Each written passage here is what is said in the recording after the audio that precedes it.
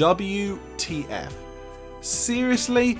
After that brilliant Living Daylights title sequence, you give us this? You know what, heads up, I'm going to apologise to all previous title sequences that I've given a hard time to, because this, without a shadow of a doubt, is Maurice Binder's worst title sequence, and it's so annoying because this ends up being his last one as well.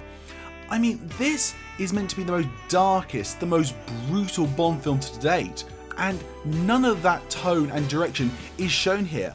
Instead, we get camera product placement at the beginning and end of this title sequence, a bit of Casino where Bond is for a little part of the movie, but honestly, there's nothing in this title sequence that is extremely memorable at all. Another thing that really annoys me about this sequence is how, apart from one little bit, the utter lack of colour. The last title sequence used the black backdrop, but it had great imagery and colour on top of that. Here, it's just non-existent.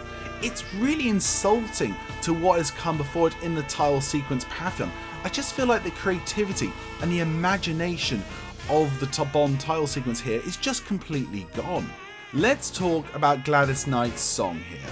Okay, let's be fair to it. It's a very good song, it's very powerful, and it feels like a Bond song. No doubt about that. So what is wrong with it?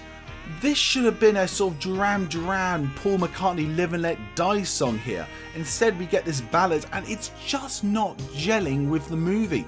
This is the time you bring in like the You Know My Name or the Duran Duran, not the sort of Skyfall Goldfinger-esque title song here. So for me, I feel this is definitely the worst title sequence Maurice Binder has done. The sequence lacks imagination and creativity, and the song, although very good, is completely the wrong style, and it's such a bad one for Maurice to go out on.